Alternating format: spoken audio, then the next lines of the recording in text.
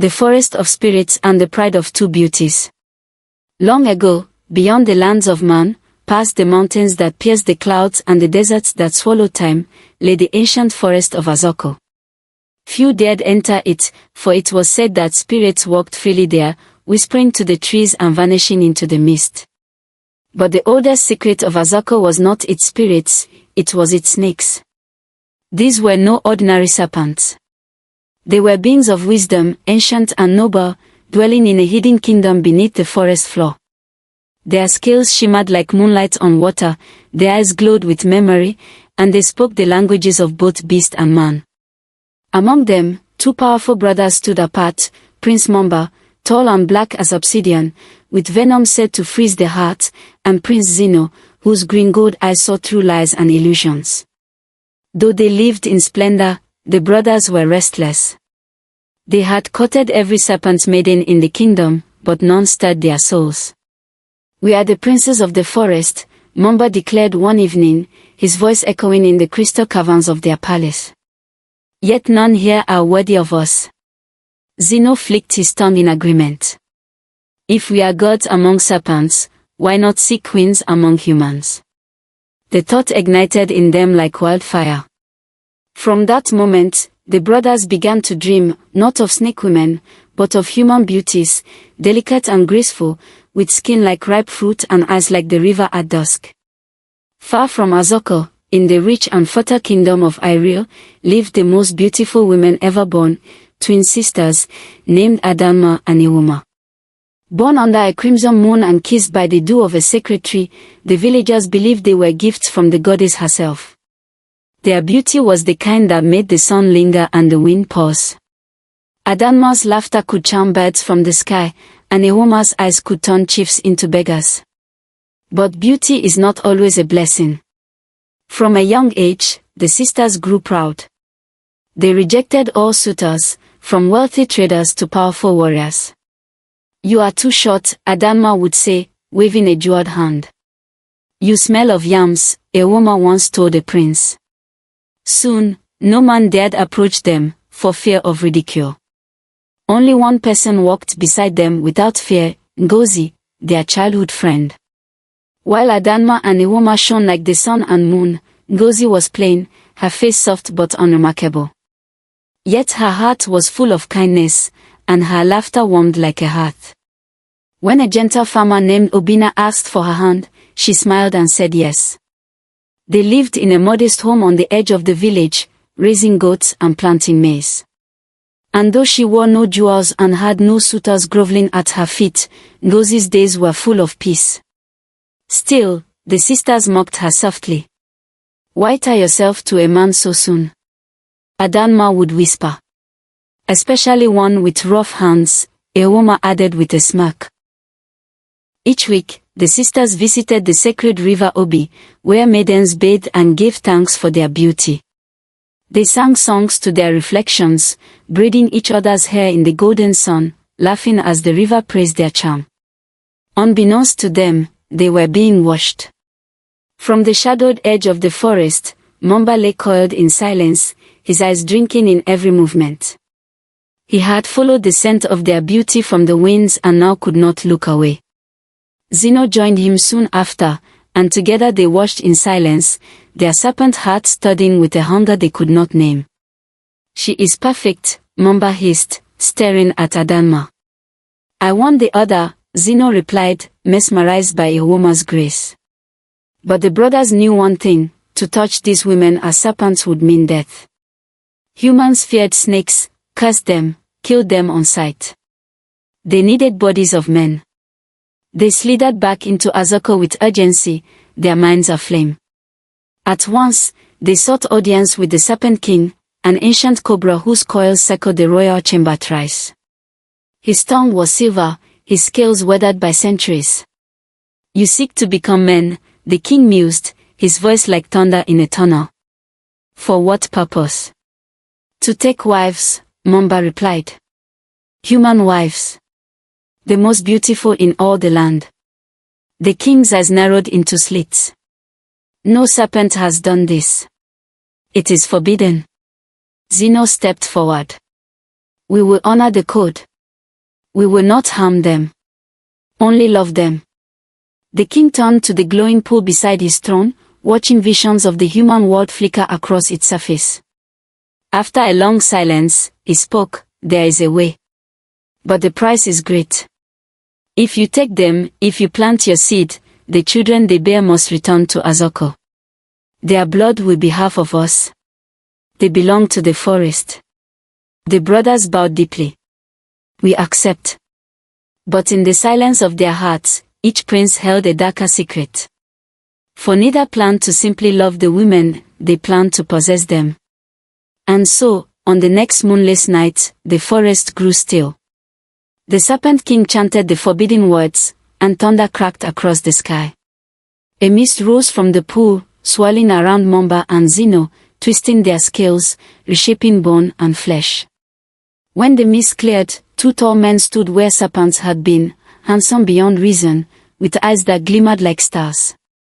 With human hearts beating in borrowed chests, the brothers stepped from Azoko into the world of men.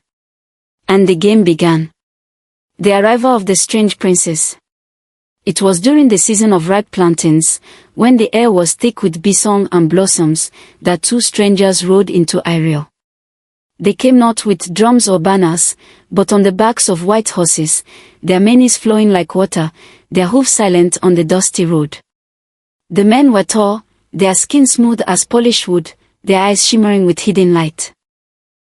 No one knew from where they had come, nor how they had crossed the jungle paths without a single guard or guide. But they smiled like kings and moved like smoke. They called themselves Prince Khalifa and Prince Dambo, Momba and Zeno in the flesh of men. The market women stopped their pounding of yam. The warriors paused their sparring. Children froze mid-play, and even the oldest dogs growled low in their throats before backing away. But Adama and Ihuoma, standing near the palm wine stand, felt something different. Their eyes widened, their hearts fluttered like trapped birds. Never before had they seen such men. The strangers bowed low, their voices like soft drums. "We have heard whispers of your beauty beyond the mountains," Khalifa said, his eyes fixed on Adama. "And so we crossed rivers and ravines to see if the tales were true." "They were not," added Damba with a gentle smile. "No tale could prepare us for your radiance."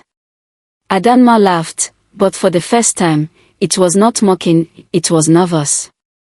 Ihuoma's cheeks flushed. Later that week, a small accident occurred. Adama slipped on a mossy rock near the river Obi and gashed her leg. She screamed, but before anyone could run to her aid, Khalifa appeared from nowhere, his hands glowing faintly as he knelt and touched her wound. Before her eyes, the blood receded. The gash closed. The pain vanished. The villagers gasped. "Who are you truly?" whispered an old herbalist.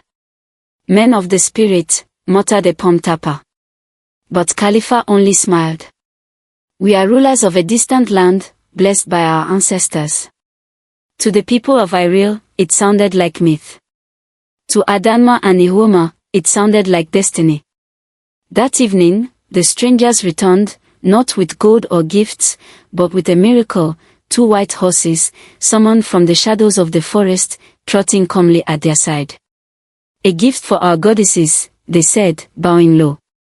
By the time the sun had set, the hearts of the sisters were no longer their own. Though the elders warned them, "No man appears with power and no past," the sisters laughed. "Jealousy wears many faces," said Adama. "Old tongues fear new fire," Ihuoma added. And so, slowly, the strangers were welcomed, not by the village, but by the hearts of the proud twins. They brought no family. They shared no origin. They ate nothing, drank nothing, and always retreated before the evening feast. But when questioned, they said, "Our spirits feed us. We walk a different path." The sisters, once aloof and vain, now waited like maidens, combing their hair for hours, pacing the village paths for a glimpse of their princess. The other women whispered, some in awe, some in fear. "They have changed," one said. "Like spellbound gazelles." Only Ngozi, dear, grounded Ngozi, watched with unease. She had seen how the village dogs growled at the strangers, how birds flew into silence when they passed. She noticed that ants avoided the spots where the princess stepped, that goats fled from their touch. And more than once, she noticed something worse. One morning, near the riverbank, she spotted a snake skin, long, black, and fresh, as if just shed. It lay coiled near the same place Khalifa had touched Adamma's wand. Another day, she helped a woman wash her husband's robe and found, stuck to the inner fabric, a single, iridescent scale, not like a fish's, but thick and patterned, like that of a serpent. When she brought it to her husband, Obinna, he frowned. "You worry too much," he said. "If the sisters are happy, let them be." But happiness was not what Ngozi saw. She saw seclusion. The twins no longer danced at the yam festivals. They no longer joined the river songs or played with the children. They lived now in huts built near the forest edge, close to where no one wandered. They wore veils of shimmering fabric, and their laughter was softer, as though muffled behind walls. The weddings, when they came, were secret things. No drumming, no music. No village elders to bless the union. Just whispers of songs in the forest, and a smell like burning herbs that wafted through the trees. When asked, Adamma smiled dreamily. "We are wives of princes. You wouldn't understand." Ngozi's heart ached. Then, one night, while passing near the river to fetch water, she heard it. A hissing. Soft but angry. Slithering. And then voices, low, urgent, not quite human. She froze behind a tree. Her breath caught. There, not 20 paces away, she saw Damba, his back turned. A woman knelt at his side, her arms around his waist. But something was wrong. His shadow was not that of a man. It curled and twisted, long and lean, like a rope dragged across the earth. Ngozi blinked. When she looked again, he was gone. Only a woman stood there, brushing her hair, as if nothing had happened. That night, Ngozi could not sleep.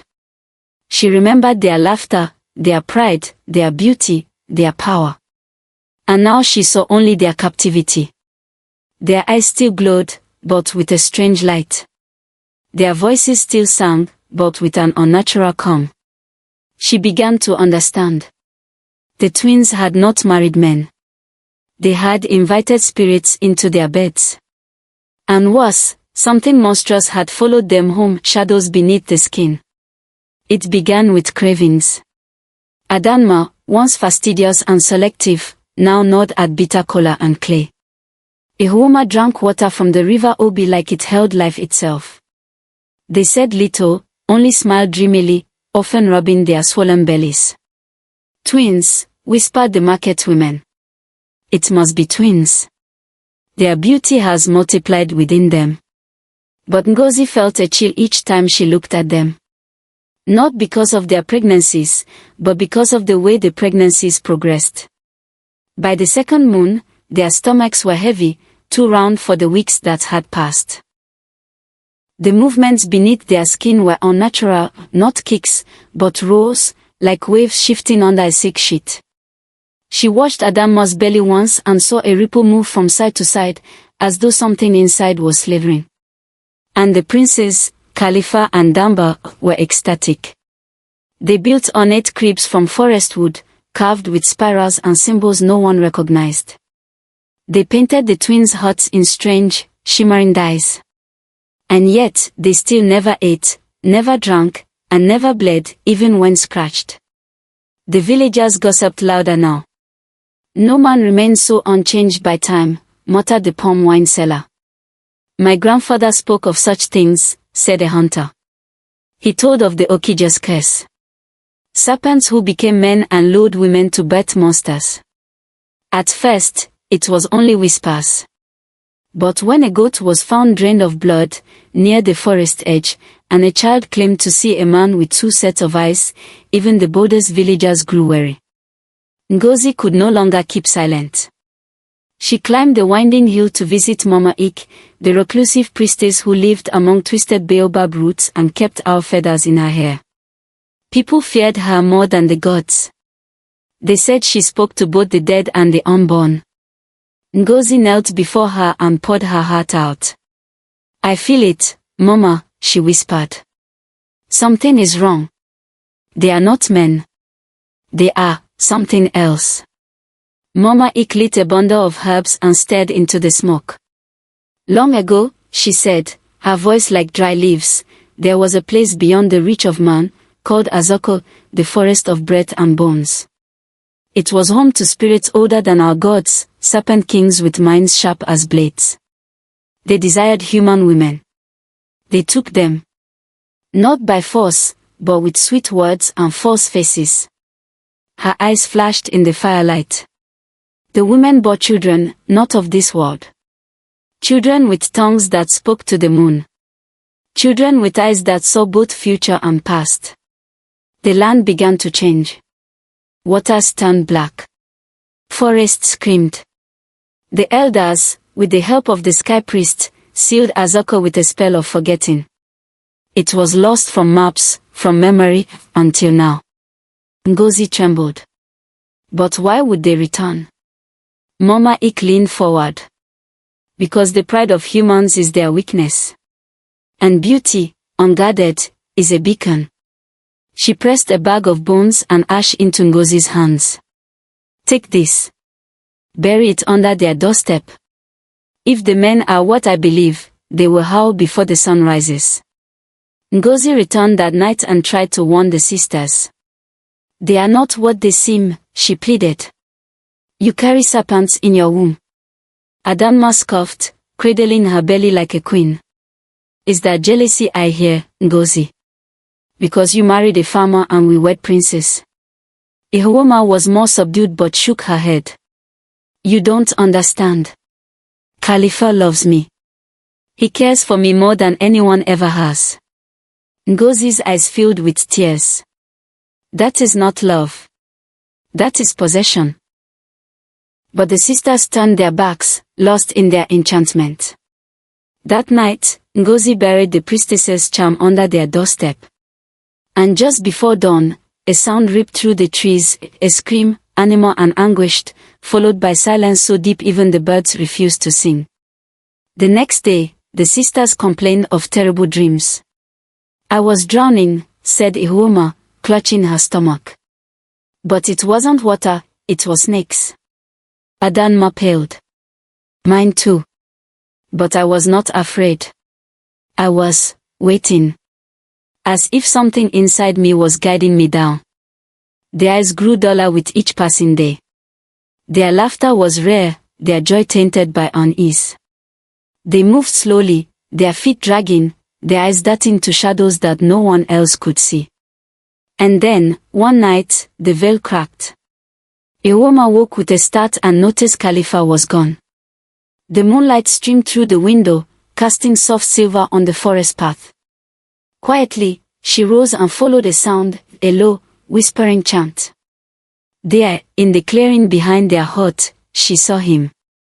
Not as Khalifa the prince, but as something else. His skin shimmered, scales emerging then fading like smoke. His eyes were slits, vertical and golden. His tongue flicked from his mouth, long and forked, as he muttered in a tongue that shook the air. Zoma. Leko, Shantir. Ihwoma stepped back, gasping. He turned, sensing her. But instead of running, he smiled. You should not be awake. She trembled. What are you? He came to her, slowly, and touched her cheek. Yours, he said softly. Only yours. The words washed over her like warm honey. Her heart slowed. Her fear melted. Her mind fogged. By morning, she remembered nothing except a vague sense of being washed. But that evening, as she washed her face, she glanced at her reflection, and for a moment, just a moment, her pupils narrowed into slits. She blinked. They were round again. She told no one. but she began to sleep with the lamp on, the birth of the scaled children. It happened not with a whimper, but with a sky torn open. By the 7th moon, the air grew heavy. Birds no longer chirped. Dogs howled without cause. Even the wind paused, as if the earth itself was holding its breath. On the morning of the births, a black veil of clouds rolled over the village. The sun vanished. The sky crackled with thunder, though no rain fell.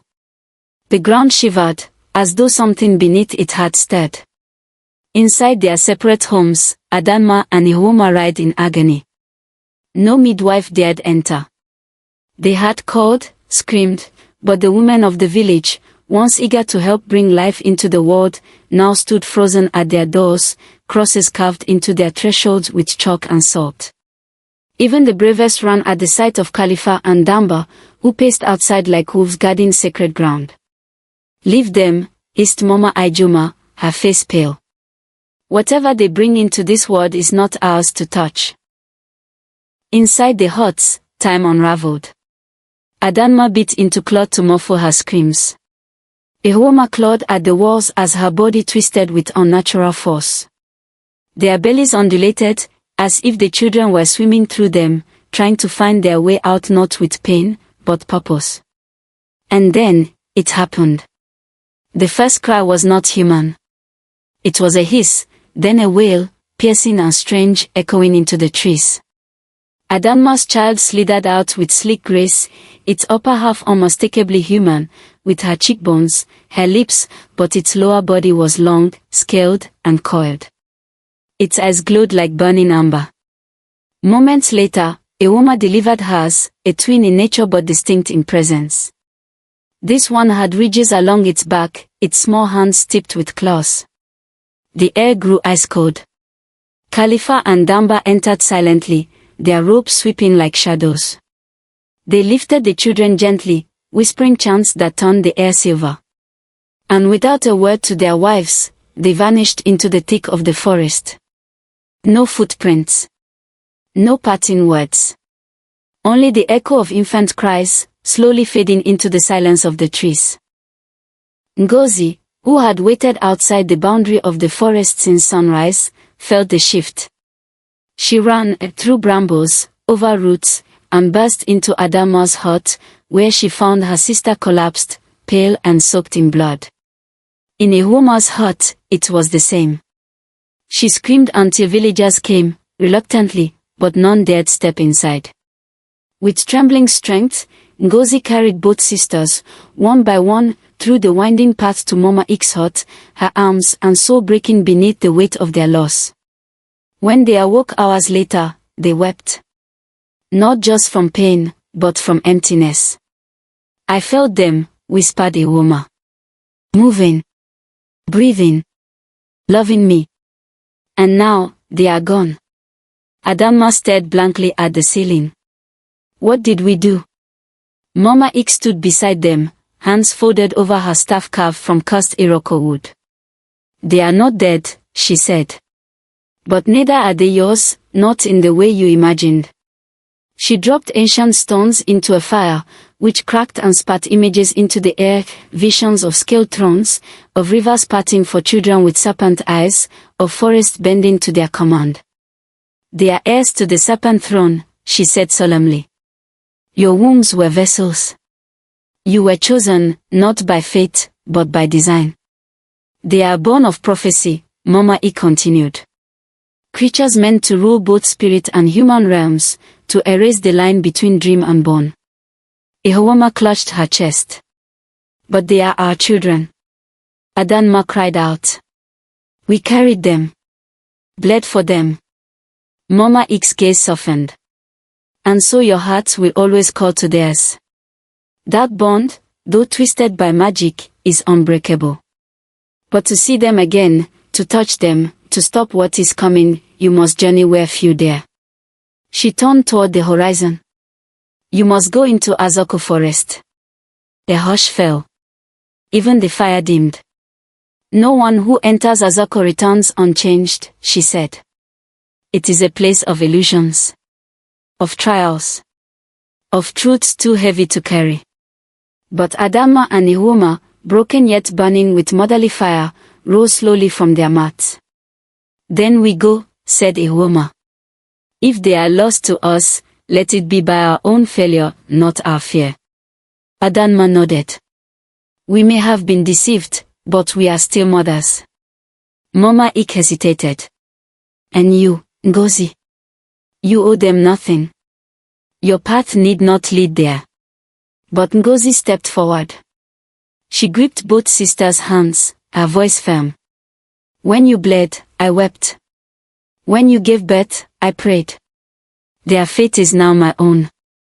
Mama Ik studied them, these three women bound not by blood alone, but by pain, by truth, and by love stronger than magic. She opened an old leather pouch and pulled out a map, drawn in ash and bone, marked not with roads but with riddles. "Then prepare," she said. "For what lies ahead is darker than night and deeper than death." The fire flickered. And the trees began to whisper, the serpent kingdom and the final choice. The forest of Azoko was no place for the living. As soon as Adama, Ihoma, and Ngozi crossed its twisted roots, time no longer moved forward, it folded in on itself like cloth in water. The trees breathed. The wind whispered in languages not spoken in centuries. Shadows blinked. But the women pressed on. Mama Ik had told them, "You will not find your children unless you first find yourselves." The first test, temptation of the heart. A clearing opened before them, blanketed in silver mist. Suddenly, from the haze emerged two crying infants, scaled but beautiful, crawling toward their mothers. Adama screamed and ran forward, arms outstretched. But Ngozi grabbed her. "Wait!" The air shimmered. The children's eyes darkened, their bodies slithered backward, growing, stretching, transforming into serpents with wide, laughing mouths. "You still think love is without test," the wind hissed. "Then you are not ready." The second test, the mirror of sacrifice. Next, the women came upon a pool, still and dark as ink. One by one, they were pulled in. Ihoma found herself before a spirit guardian cloaked in petals. "You love your beauty more than breath," it whispered. "Give it to the forest, or remain blind to your child forever." She wept as her skin aged before her eyes, her youthful glow fading into lines of wisdom and sorrow. But she said nothing. She bowed her head and gave it freely. Adama was dragged through the echoes of every man she had once mocked, humiliated, or shamed. One by one, they spoke her vanity back to her, their voices like shards. "You wore your pride like a crown," said the last, weeping blood. "Will you remove it now?" "I will," she said, voice shaking. "I only want to be a mother again."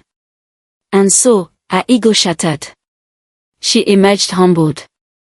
Ngozi stood before a mirror that showed only her own face, aging, lonely, bitter. "You loved them, yet envied them. You gave, but never received. Do you still choose to stand by them, knowing you may be forgotten?" Ngozi's hands trembled. Her heart broke. But she nodded. "Even if I walk alone, I will walk for them." The mirror dissolved, and a warm hand touched her shoulder, a mother's hand. The serpent kingdom. Deeper still, beneath the roots of the world, they entered a cavern of stone and flame, the serpent kingdom, glowing with emerald fires and vines pulsing like veins. Upon a throne of coiled obsidian, Khalifa and Damba awaited. But they were no longer men. Their serpent forms were majestic, terrifying, long, scaled bodies with crowns made of bone and pearl, their eyes glowing like twin moons. They shimmered in hues of gold and midnight green. Beside them sat the children, not infants now, but radiant beings, neither snake nor human. Their eyes searched. Their tongues flicked, tasting the air. "Mothers," they whispered, voices woven with hiss and hope. Adama collapsed to her knees. Ihoma cried out, her hands outstretched. And the children crawled toward them, unsure, until Adama whispered, "Yes, yes, my child, it is me." They embraced, warm and cold, skin and scale, heartbeat and silence. Khalifa stepped forward. "They know you," Damba added, "but their place is here, in the realm of spirit and serpent." Then came the Serpent King. He emerged from the shadows like a god of old. Scaled robes of shimmering jade flowed behind him. His head bore many eyes. His voice was like thunder folded in silk. "You have passed the test," he said. "And so, I offer a choice." He raised his staff, and the flames bent low. "The final choice. Return to the human world. Forget your children. The forest will take the memories and leave no trace. Or, remain here. Raise your children in our world. But your bodies will change. No longer human. You will walk between realms, mothers of legend, but never again of earth." The women stood frozen. Adanma looked at her child, who called gently around her arm. "I was blind. I was proud. But never again. I will stay." Ihoma touched the scaled cheek of her daughter. "What is beauty without love? What is life without them? I stay." Then they turned to Ngozi. Her eyes were filled with tears, not of grief, but of strength. "I came with them. But I must return. Their tale must be told, so no other woman walks blind into the dark." The Serpent King nodded solemnly. "You are the voice," he said. "And voices echo longer than flesh. The legend lives on." Years passed. Ngozi returned to the village, older, wiser, but glowing with something sacred. She told the tale often, under the baobab tree, as children sat wide-eyed.